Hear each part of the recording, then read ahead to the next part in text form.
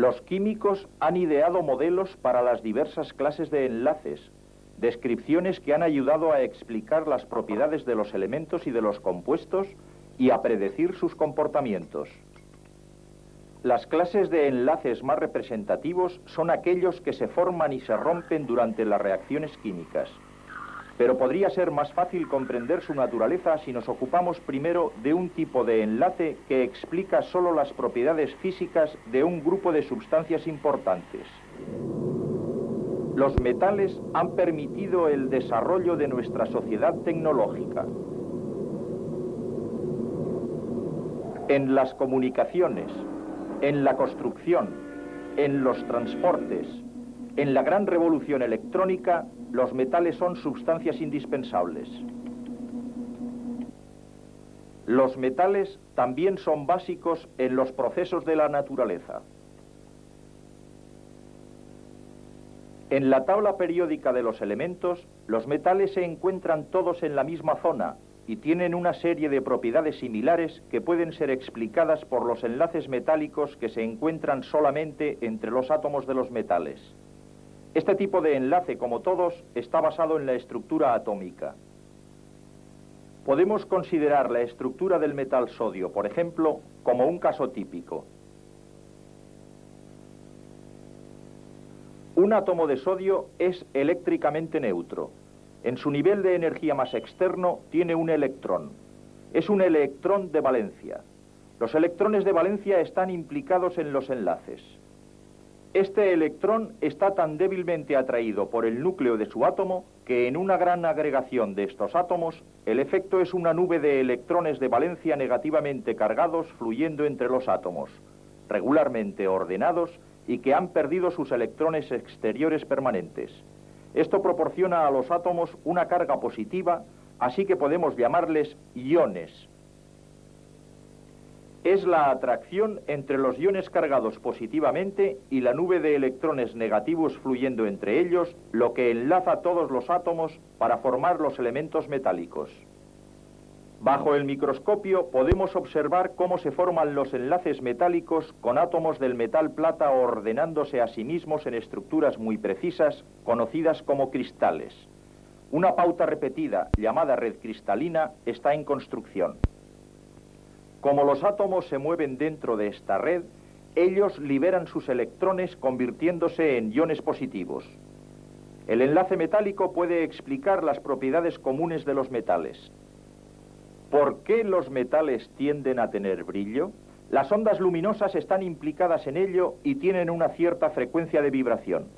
Ellas hacen que la nube de electrones de la superficie externa del metal oscile a la misma frecuencia cuando las ondas los alcanzan. Esta energía adicional es radiada hacia afuera por los electrones y podemos verla como una reflexión de la luz y la superficie aparece brillante. Estos electrones externos móviles explican muchas otras propiedades que les son características. Cuando existe una diferencia de voltaje entre dos partes de un metal, la fuerza eléctrica produce con facilidad un movimiento de los electrones libres. Esto explica su alta conductividad eléctrica. Los metales son también buenos conductores de calor. El calor produce una elevada energía cinética en los electrones libres que forman parte del enlace metálico. Los electrones se mueven y ceden su energía extra a los electrones con menor energía, y estos pasan su nueva energía de la misma forma. Por esta razón, el calor es fácilmente conducido a través del metal. Los metales son dúctiles y maleables. Bajo una presión física, las redes que forman los cristales de los metales vuelven a formarse a sí mismas. Las hileras de iones separados de la red se deslizan uno al lado de otro, pero mientras la separación no sea demasiado grande, la atracción entre la nube electrónica y los iones, el enlace metálico, es lo suficientemente fuerte para evitar que el metal se rompa. Al contrario, la red toma simplemente una nueva alineación. El metal cambia de forma sin romperse. El enlace metálico es casi la fuerza que mantiene unida nuestra sociedad tecnológica, basada en los metales. En los elementos metálicos, todos los iones atraen a todos los electrones, y los iones son todos de una sola clase. En un segundo tipo de enlace, la fuerza de atracción se produce solamente entre los iones de sustancias diferentes. Cuando un metal activo como el sodio interacciona con un no metal activo como el cloro, el resultado es uno de nuestros compuestos más familiares, la sal común de mesa, el cloruro de sodio. Como los metales, la sal forma cristales, y un examen radiográfico de los cristales de sal muestra una estructura similar a la que hemos visto en los metales, una red de partes regularmente ordenadas, pero no hay muchas similitudes en las propiedades. Los cristales de sal son claros y tienden a desviar la luz más que a reflejarla, como hacen los metales. Los cristales de sal son muy quebradizos, se rompen fácilmente, no como los metales. ¿La sal conduce la electricidad? No, no como un sólido, solo en fusión. Y los puntos de ebullición y los puntos de fusión de las sales en general son relativamente altos. El punto de fusión de la sal de mesa, por ejemplo, es 800 grados centígrados. Esto es unos 700 grados más alto que el punto de fusión del metal sodio, uno de sus constituyentes. El enlace que mantiene unidas estas sustancias recibe su nombre por la clase de partículas que las forma. Es el enlace iónico, formado por la fuerza de atracción entre iones positivos y negativos. Las partículas visibles en un cristal de sal son iones, tal como en los metales. Pero los iones de un elemento metálico son todos de una sola clase y están todos cargados positivamente. En la sal y en otros sólidos iónicos no ocurre lo mismo. Podemos ver por qué si consideramos lo que sucede cuando un solo átomo de sodio interacciona con un solo átomo de cloro. Una mirada a la tabla periódica nos dice algo acerca de estos átomos. El sodio es el primer elemento de este periodo. Aparte del único electrón de valencia de su nivel de energía más externo, el sodio tiene la estructura atómica del neón, un gas noble y un elemento altamente inerte. Por otra parte, el cloro es el anterior al último elemento de este periodo. Tiene 7 electrones en su nivel exterior, exactamente un electrón menos de los 8 que tiene el argón, que es tan inerte como el neón. Ahora, al acercar el sodio y el cloro con la suficiente energía y lo suficientemente cerca para interaccionar, entran en juego unas poderosas fuerzas electrostáticas. Las fuerzas mueven el único electrón del nivel exterior del átomo de sodio hacia el nivel exterior del átomo de cloro. Pero con un electrón menos, el átomo de sodio, originariamente neutro, tiene ahora un exceso de carga positiva. Y el originariamente neutro átomo de cloro, al ganar un electrón, tiene ahora un exceso de una carga negativa. Y así ambos son iones, átomos cargados eléctricamente. Los dos iones están unidos por este enlace iónico. Esta misma fuerza de atracción atrae ion tras ion en una ordenación que está exactamente determinada por las fuerzas electrostáticas y por el tamaño de los iones implicados. Los iones se agrupan formando una red que gradualmente crece, formando un cristal iónico de sal común. El enlace iónico puede ayudar a explicar las propiedades que asociamos comúnmente con la sal de mesa y otros compuestos iónicos similares. ¿Por qué los cristales de sal son transparentes, no brillan como los metales que están también formados por iones? En el enlace metálico, la nube de electrones libres externos absorbe y después emite la energía de las ondas de luz. Pero en los cristales iónicos, la organización de los átomos hace que la energía luminosa no resulte absorbida y reflejada. Por el contrario, las ondas de luz son capaces de pasar a través de los cristales.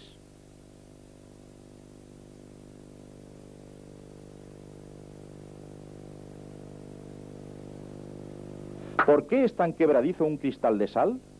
Cuando un cristal es sometido a una tensión, la orientación de sus partes positiva y negativa resulta cambiada. Los iones positivos estaban alrededor de cada ion negativo y los iones negativos alrededor de cada ion positivo. Pero ahora los iones con las mismas cargas llegan a estar muy cerca unos de otros. ¿Y qué ocurre? Una repulsión, puesto que las cargas del mismo signo se repelen, y de este modo la estructura se rompe. El cristal se hace añicos. Y en cuanto a la conductividad eléctrica, aunque todas las partes del cristal de sal están cargadas, iones positivos y negativos, no hay partes con carga para fluir libremente como la nube de electrones de un metal. Todos ellos están sujetos en su lugar. Por consiguiente, cuando una diferencia de voltaje es aplicada a la sal sólida, no hay movimiento de las partículas cargadas. Por la misma razón, la energía calórica no resulta bien transmitida por la sal y otras sustancias iónicas en su fase sólida. Y los puntos de ebullición y de fusión son altos a causa de la fortaleza de los enlaces iónicos, siendo muy fuertes particularmente entre los metales activos y los no metales. Cuando la sal se funde, los enlaces que mantenían unidos a los iones se rompen y los iones ya no están sujetos por más tiempo a su rígida estructura. Ahora, una diferencia de voltaje ejerce su efecto. Libres para moverse, los iones negativos de la sal fundida son repelidos por la carga negativa de un electrodo. Su movimiento hacia el electrodo positivo constituye un flujo de corriente eléctrica. Pero puesto que los iones son considerablemente más pesados que los electrones, son más difíciles de mover y por esto una sustancia iónica fundida no conduce la electricidad tal como lo hace un metal. Así, hemos tratado de los átomos de los metales que forman elementos con enlaces metálicos y de los átomos de los metales activos y de los no metales que forman compuestos con enlaces iónicos. Ahora, para ilustrar una tercera clase de enlaces, vamos a examinar el azufre. El azufre, como muy pocos elementos, se encuentra en la naturaleza en forma casi pura y es un no metal. No es un buen conductor de la electricidad, ni en estado líquido, tal como son las sales y los metales, ni en estado sólido, como solo son los metales. Ahora tomemos un compuesto, agua por ejemplo. Tampoco conduce la electricidad muy bien, ni como un sólido, ni como un líquido. El agua está formada de dos no metales, hidrógeno y oxígeno. Estos elementos tampoco conducen la electricidad fácilmente en ninguna fase. Así podemos concluir razonablemente que ni los electrones libres ni los iones son partes de estas sustancias. Lo que el azufre, el agua, el hidrógeno y el oxígeno tienen en común es que cada uno de ellos está compuesto por moléculas, dos o más átomos químicamente enlazados. Los 8 átomos del azufre están unidos entre sí para formar una molécula individual de azufre.